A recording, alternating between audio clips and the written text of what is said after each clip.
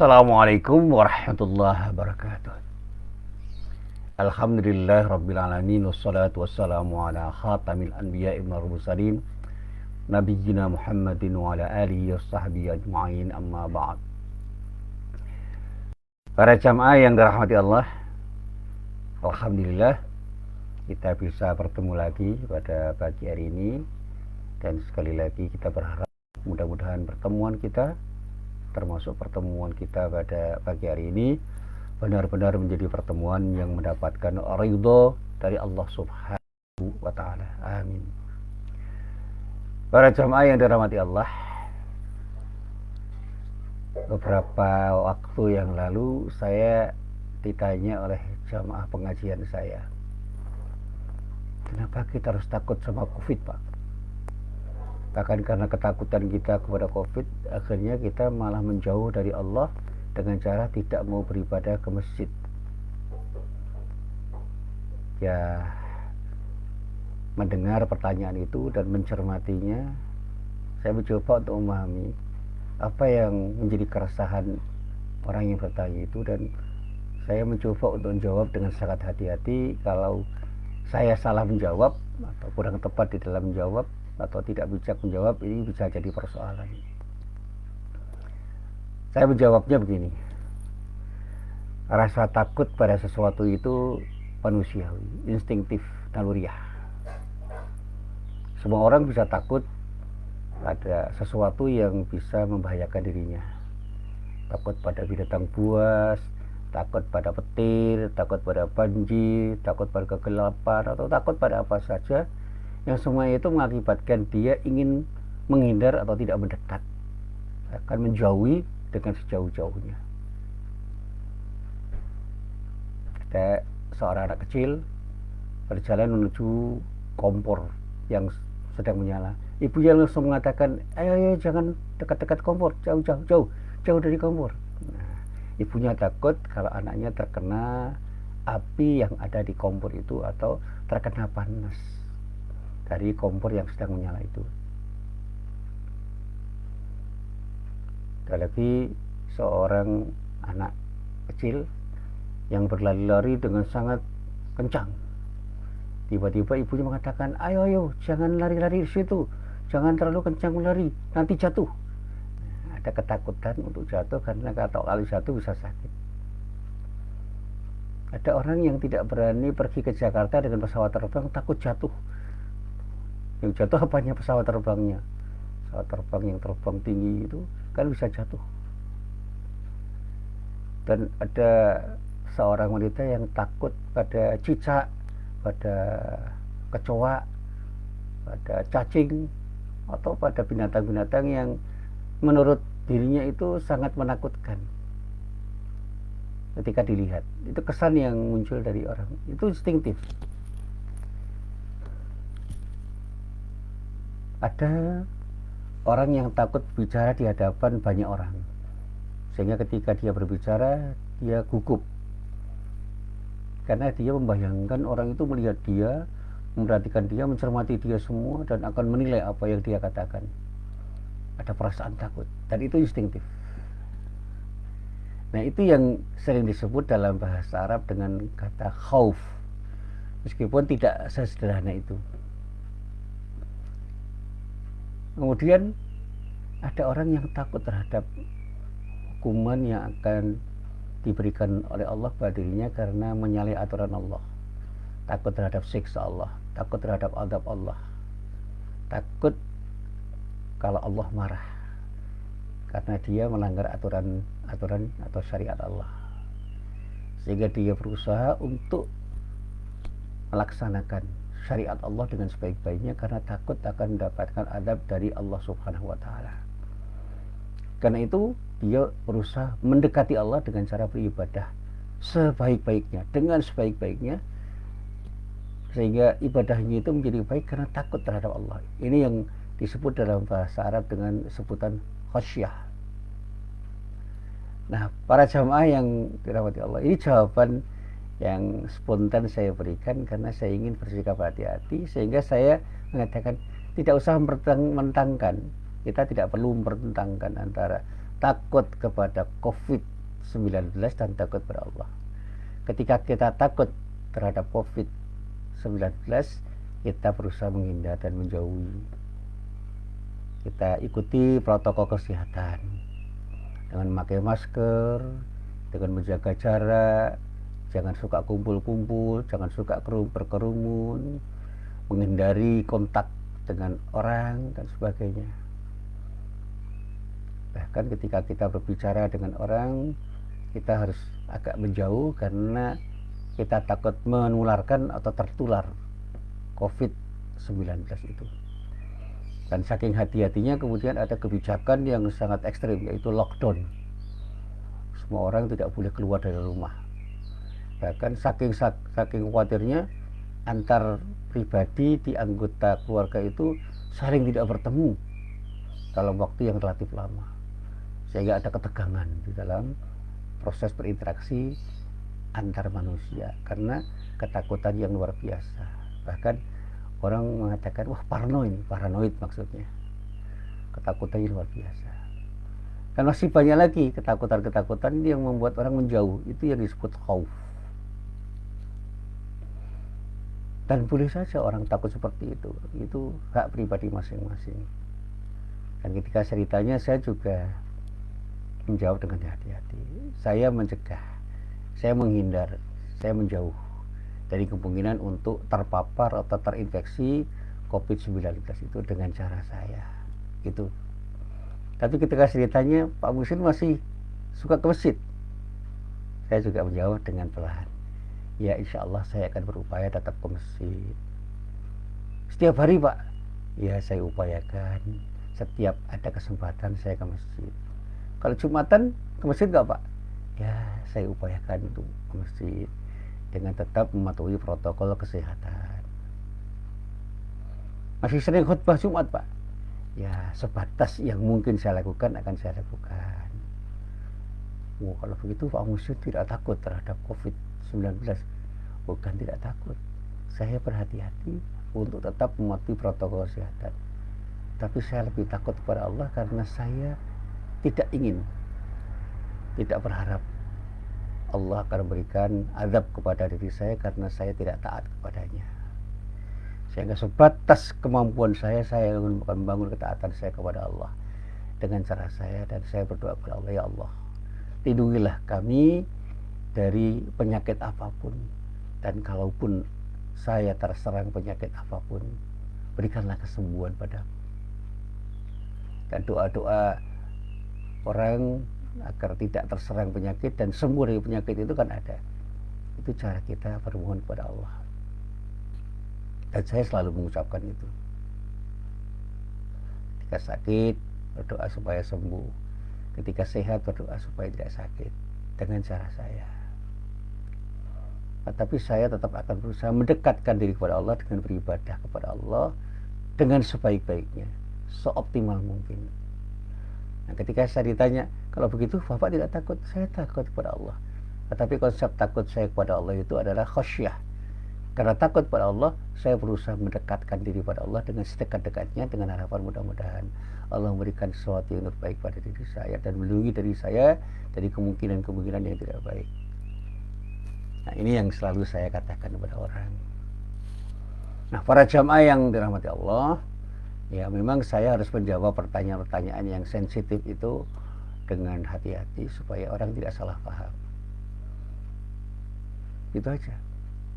Dan saya berusaha untuk tidak ngomong apapun, tidak berkomentar apapun terhadap sesuatu yang ketika saya komentari justru akan menciptakan ketidakbaikan atau kekeruhan.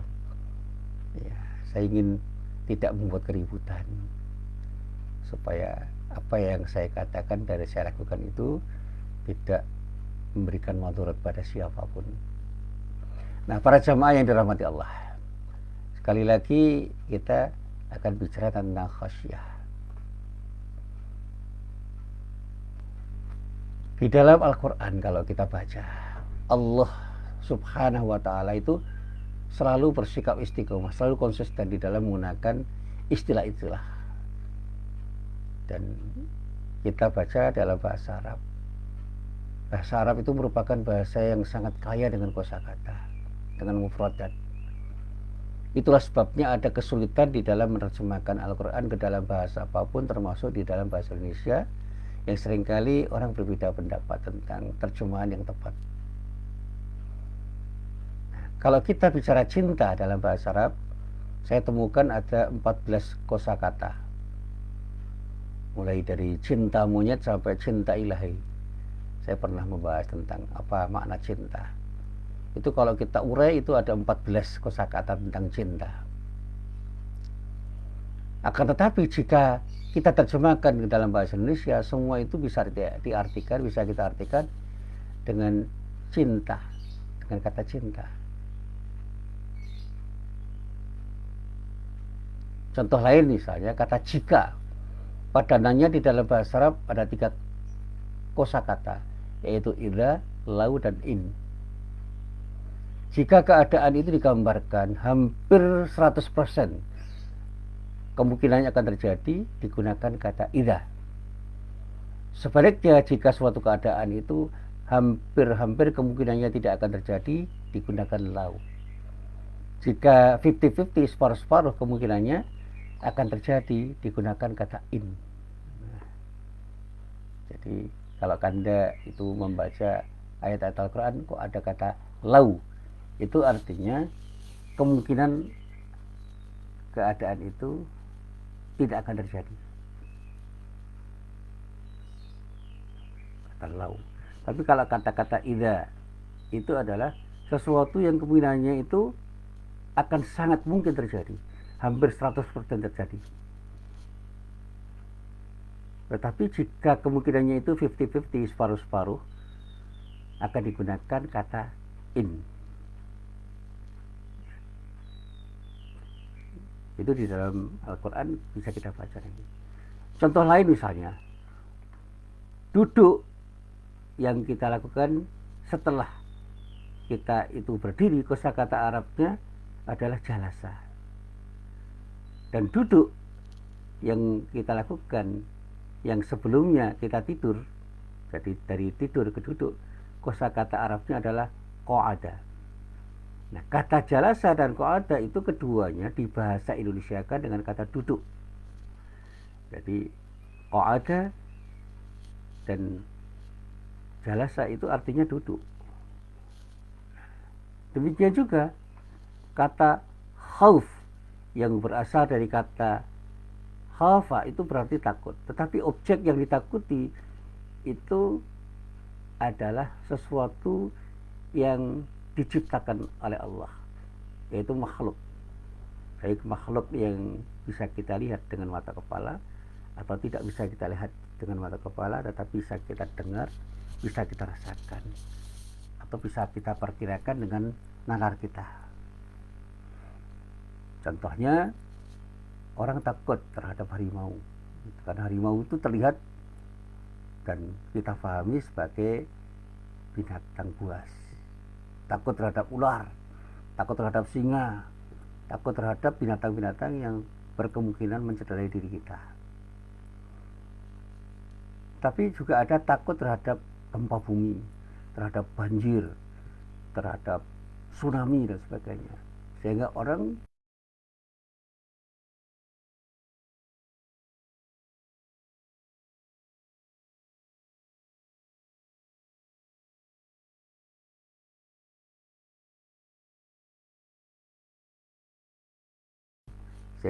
takut lewat di tempat gelap di malam hari, atau takut sendirian di tempat yang sepi. Itu semua disebut dengan kata-kata khauf, dan masih banyak yang lain. Contoh penggunaannya misalnya di dalam Al-Quran, misalnya kita baca di dalam surat Yusuf ayat 13. A'udzu billahi minasyaitonir rajim. Inni la yahzununi an tadhhabu bihi wa akhafu ay ya'kulahu dhi'bu wa antum anhu ghafilun. Di sini dikatakan bahwa Nabi Yakub itu pernah menyatakan begini. Sesungguhnya kepergianmu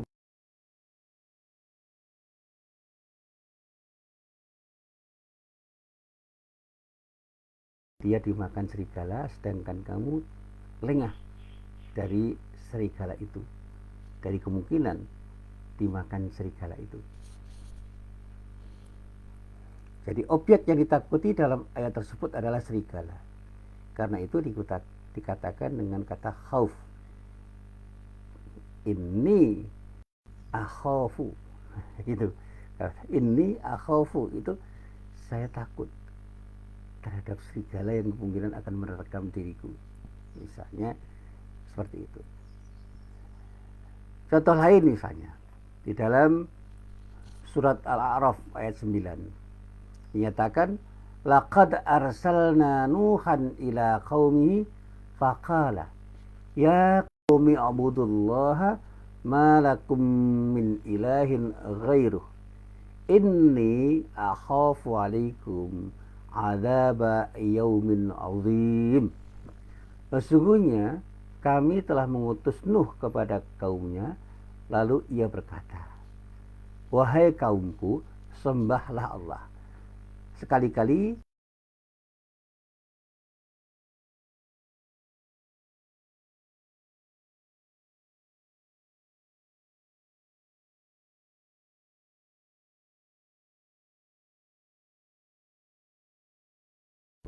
karena yang menjadi objek ketakutan ialah makhluk Allah yang bernama neraka, yaitu tempat yang itu Allah menyatakan sebagai tempat yang menyengsarakan karena ada panas api yang membakar.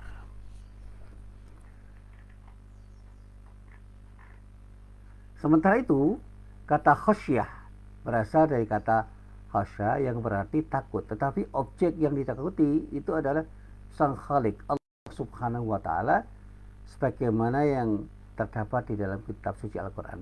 Salah satu contoh adalah ada surat Fatir ayat 28. Di dalam ayat itu Allah berfirman, "Wa minan nasi wad dawabbi wal an'ami mukhtalifun alwanu kadzalik. Innama yakhsyallaha min ibadihil ulama.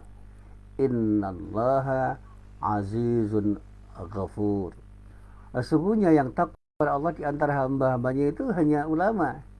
Ada sebagian manusia, binatang melata dan binatang yang bermacam ragam warna dan jenisnya. Tetapi ketika orang itu bertanya siapa yang takut kepada Allah, yang betul-betul takut kepada Allah itu adalah para ulama, alim ulama. Sesungguhnya Allah Maha Perkasa lagi Maha Pengampun. Jadi intinya dikatakan di dalam hal ini innama yakhsyallaha min ibadil ulama. Antara hamba-hamba Allah itu hanya ulama yang punya rasa takut kepada Allah dengan istilah khasyah.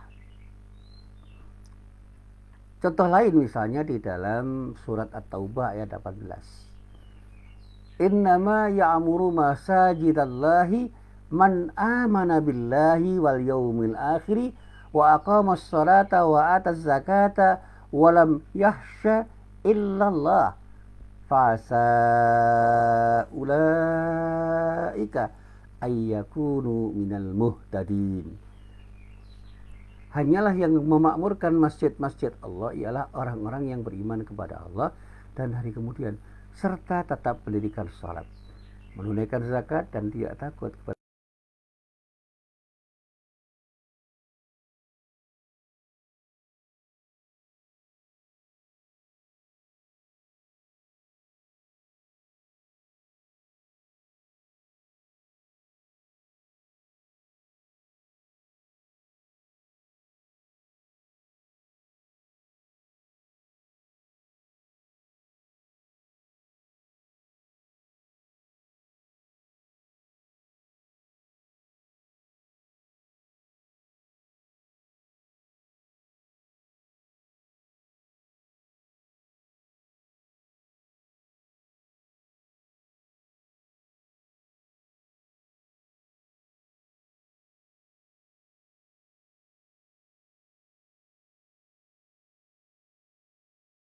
Kedua kosakata itu juga mengisyaratkan perbedaan sikap. Jika kita ingin selamat dari objek yang kita takuti, yang di dalam kata khauf, kita harus menjauhi objek itu. Misalnya, jika kita ingin selamat dari terkaman harimau atau tergulung ombak, kita harus menjauhi harimau dan ombak itu. Semakin kita dekat kepada harimau dan semakin kita dekat dengan ombak, semakin mungkin kita berada dalam bahaya. Sebaliknya, jika ingin selamat dari objek yang kita takuti, dalam kata khasyah, kita justru harus mendekati objek yang kita takuti itu. Jika kita jauhi Allah, pasti akan celaka. Semakin kita jauh dari Allah, kita akan semakin mungkin celaka. Semakin dekat kita kepada Allah, sebagai objek yang kita takuti, insya Allah kita semakin aman. Nah, para jamaah yang dirahmati Allah, tegasnya, jika kita ingin selamat dari objek yang kita takuti, yang objek itu adalah makhluk, jauhi objek itu dengan sejauh-jauhnya. Hindari objek itu agar kita selamat dari kemungkinan bahaya yang terjadi karena objek itu. Nah, sebaliknya, jika kita ingin selamat dari objek yang kita takuti, di mana objek itu adalah Allah, kita dekati Allah itu. Banyak di antara kita yang belum cukup cerdas dan bijak untuk mencari keselamatan diri dari objek yang kita takuti, dan pada saatnya kita justru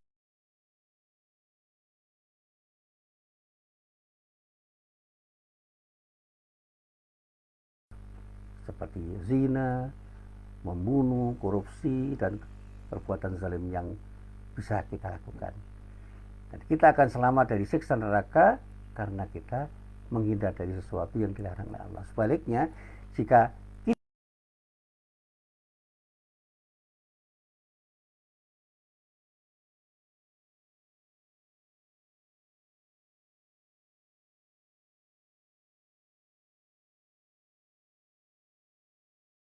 rahmati Allah, disinilah saya selalu mengatakan bahwa betapapun kita itu harus takut kepada Allah dengan konsep khasyah. Khasyah itu akan melahirkan sesuatu yang positif pada diri kita. Demikian juga ketika kita punya ketakutan terhadap sesuatu yang disebut khauf. Ketika kita takut dalam wilayah tertentu dengan konsep khauf, maka perasaan takut itu harus mengakibatkan kita menjauhi sesuatu yang akan memberikan dampak bahaya pada diri kita.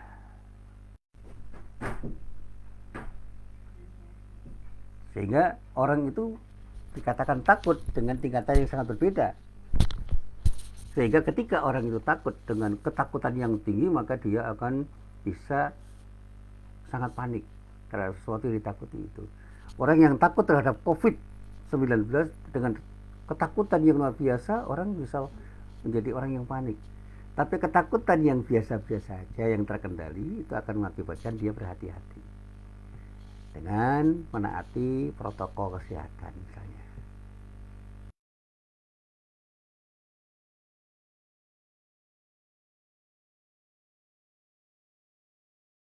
Sesuatu yang bukan Allah, ketakutan terhadap Allah termasuk COVID-19 itu kita sikapi dengan tepat, cukuplah.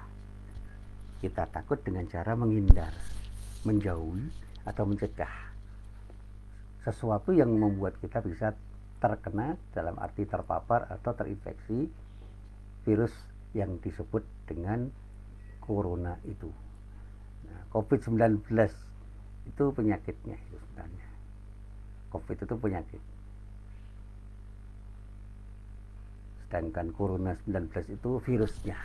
Ada corona 19, COVID itu penyakitnya, corona itu virusnya.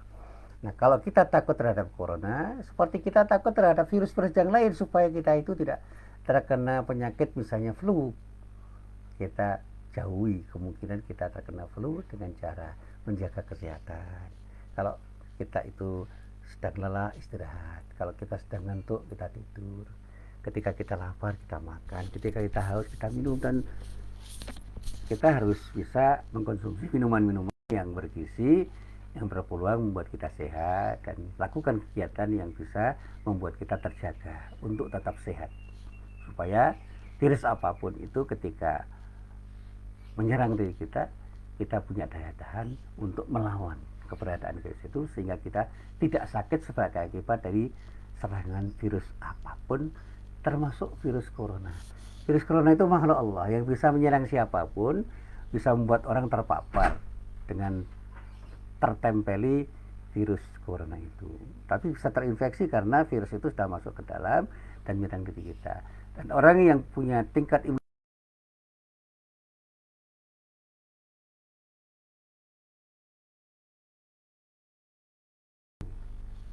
dan itulah yang ketika saya ditanya kenapa Bapak tenang, ya tenang saja.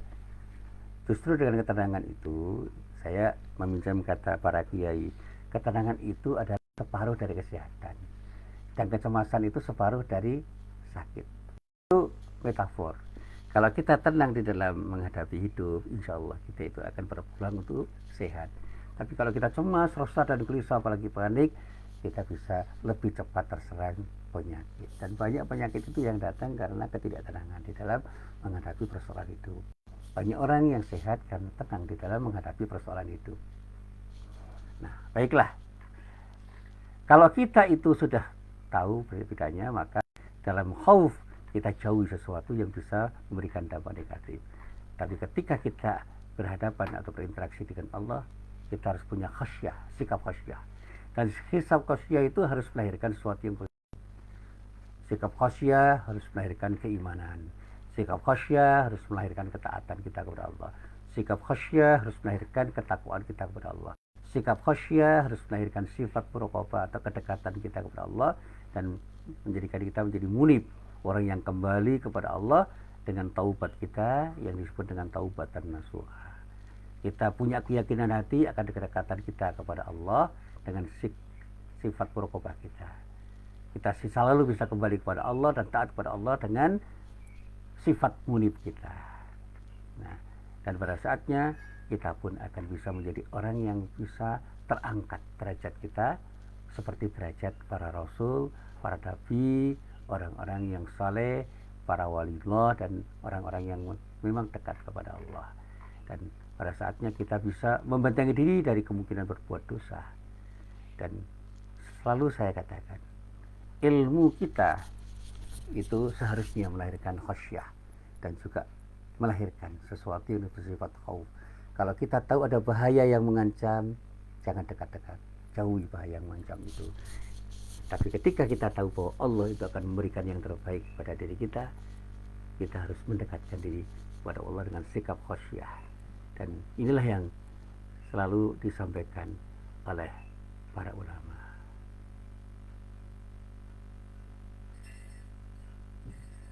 Dikatakan oleh Ibnu Mas'ud dan Imam Ahmad bin Hanbal, laisal ilm bikasratir riwayah, bukankah yang dimaksud ilmu itu dengan banyaknya periwayatan hadis. Jadi kalau orang ahli hadis, orang yang ahli hadis itu memang banyak periwayatan hadis, tapi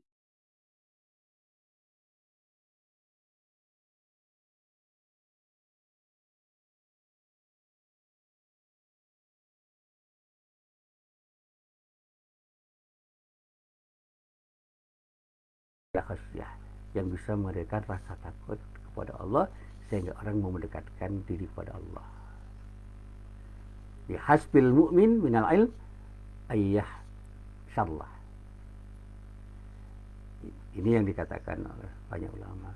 Cukuplah bagi seorang mukmin itu dengan ilmunya untuk menghadirkan rasa takut kepada Allah. Dan ilmu yang pertama yang dan utama itu adalah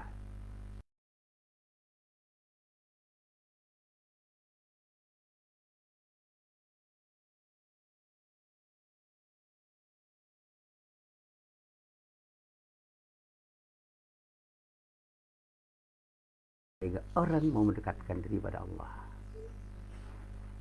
Dan bahkan Imam Ahmad menegaskan, innal ilma laisa bikafratir riwayah wa innamal ilm, katakan yang namanya ilmu itu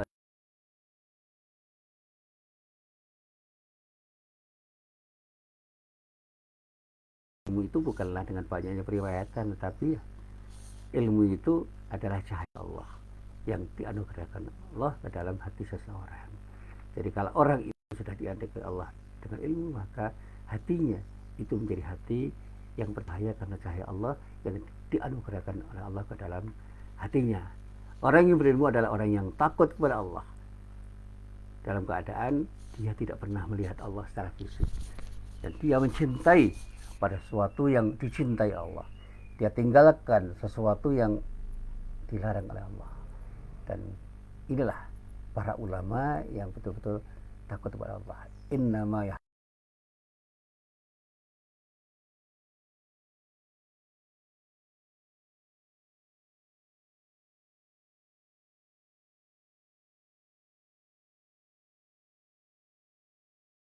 dan melaksanakan perintah-perintah Allah. Allah mencela orang yang takut kepada selain Allah, yang karena takutnya kemudian tidak takut kepada Allah sehingga menjauh dari Allah. Kalau kita takut pada COVID, jangan pernah lupa kepada Allah. Takutlah kepada Allah lebih daripada takut kita kepada makhluk Allah, sehingga ketika kita yakin bahwa Allah akan melindungi kita, kita tidak perlu takut. Tetapi ketika kita takut pada sesuatu yang bisa menimbulkan bahaya, jauhilah dengan proporsional, dengan sikap proporsional. Kita jangan berdekat dengan sikap proporsional. Kita menghindar dari sesuatu yang kita takuti dengan sikap yang proporsional. Empan-papan. Jangan pernah karena kita takut sama apa yang disebut corona, virus corona itu, kemudian kita takut untuk ke masjid dengan ketakutan yang berjuta, sehingga pada saatnya diri kita itu ada ketakutan yang luar biasa untuk melaksanakan sholat berjamaah, melaksanakan ibadah Jumat di masjid, untuk melaksanakan apapun yang bisa berpeluang mendekatkan diri kita kepada Allah di masjid, di mana masjid itu bisa kita desain menjadi tempat yang aman karena kita taati protokol kesehatan dengan ketaatan yang penuh dengan kedisiplinan. Dan Allah mencela mereka yang bersembunyi dari manusia tetapi tidak bersembunyi dari Allah. Mereka takut kepada manusia dan makhluk-makhluk Allah tetapi tidak takut kepada Allah.